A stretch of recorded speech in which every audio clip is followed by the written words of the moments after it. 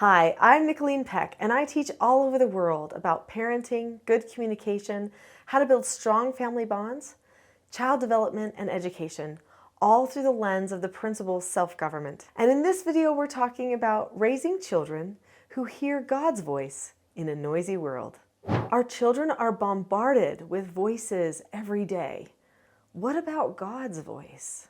Do they hear that? In this video, we're going to be talking about the voices that are all around us and how to create a habit to lean in to that voice of truth, to the voice of God.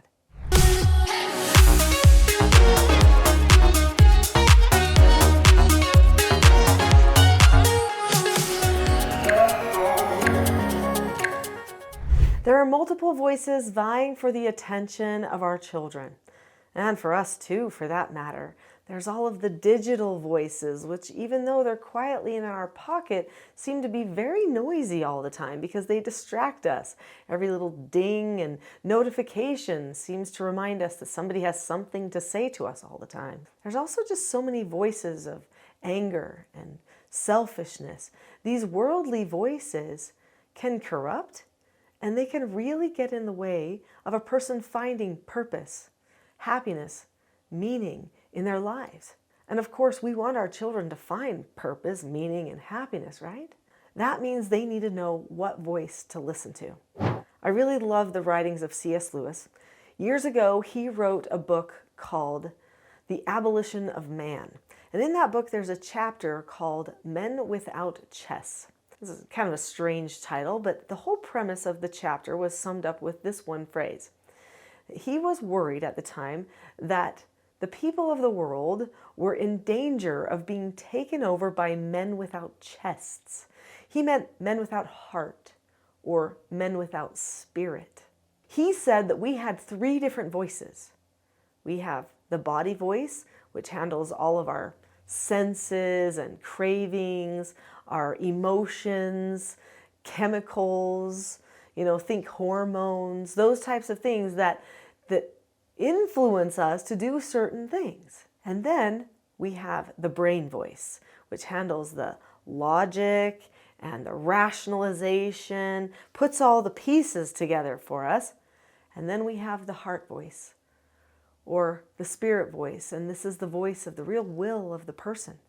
This voice tries to direct us based on what it feels is right or wrong, good or bad, true or false.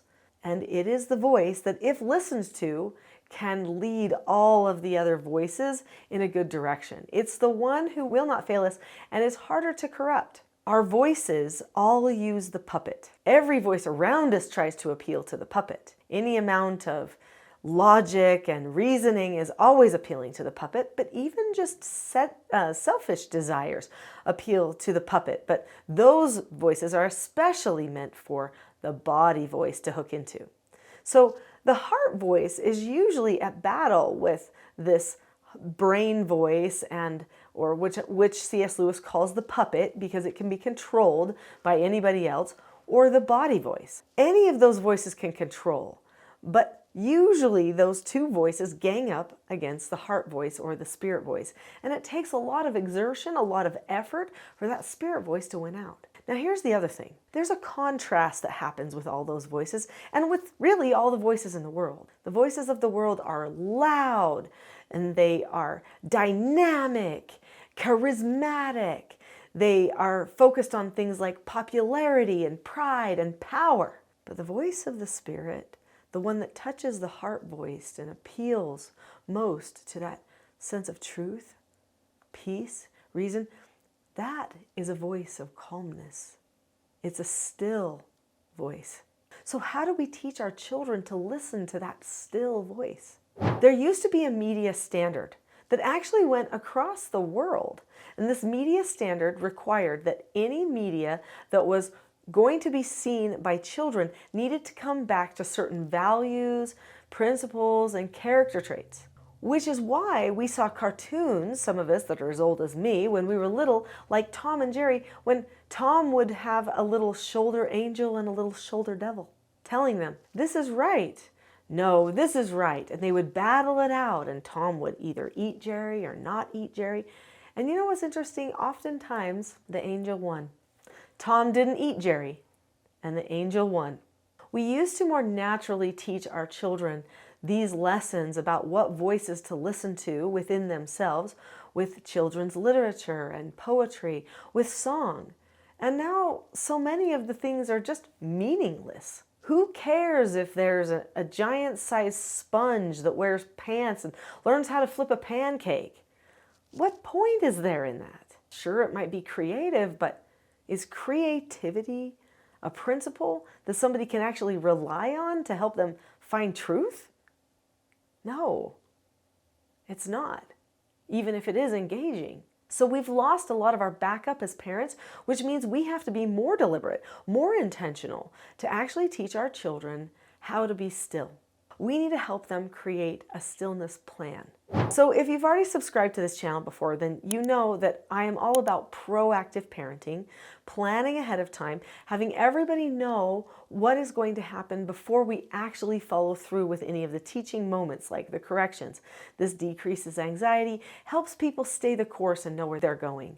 And part of my parenting teaching involves having a vision for the family so that the family relationships can be improved upon, and that there's a good reason why everyone would care about making good communication within the family dynamic. So that same principle about planning ahead relates to learning stillness too. Did you know that you have to pre-teach the purpose of stillness? Pre-teach your children about the voices. I actually have other videos on this channel that go into the different voices, and they go into more detail about those three voices, the brain voice, the body voice, and the heart voice or the chest voice.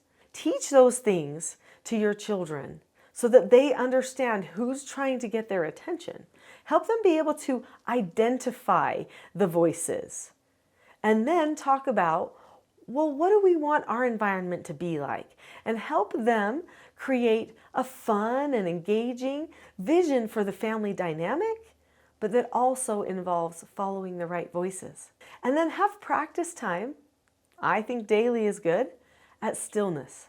What are some activities that you can do that practice stillness, listening, and focusing on what that voice is teaching us? Well, that spirit voice will teach us what is right and wrong, good and bad, true and false, and it will teach us through our heart, through our spirit, but only if we're listening and looking for it. So I believe in having a family devotion time every day. In our family, we called it the Canon. It was the time of day, just like the canon of the Bible is, that we compared the whole rest of our day to that moment where we would pray together, we would sing hymns together, we would memorize things together, and we would read scripture and discuss together. And then after that, I would transition into time where I would read aloud, a read aloud book to my family.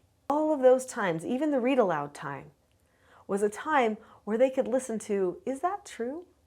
Is that right? And those were times where we insisted that they need to be still. That doesn't mean they can't do anything with their hands, but no jabbering mouths at the time, no running around. They need to be holding something, a toy or something, or even just sitting and looking at the page, or sitting and looking at their own Bibles and discussing with us.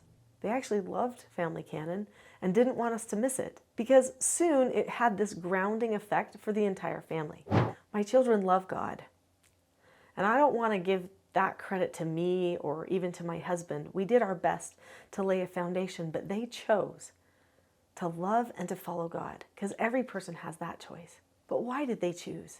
Because they had a heart for it. Because their spirit was listening all the way along for what was right, good, and true. And then they were bold enough and brave enough to take action because we did too. What is one of the number one things that actually destroys the calmness and the stillness and being able to discern those voices? That's anger, contention, power struggling in the home. This channel is about fixing those things, completely about fixing those things. But I do have a video that I think that you should go to next, which will help you so that you don't have contention and you're driving that spirit of truth out of your home. And that video is called The Spirit-Led System That Helps Families Thrive. Click on the link to that video next. I'll see you there.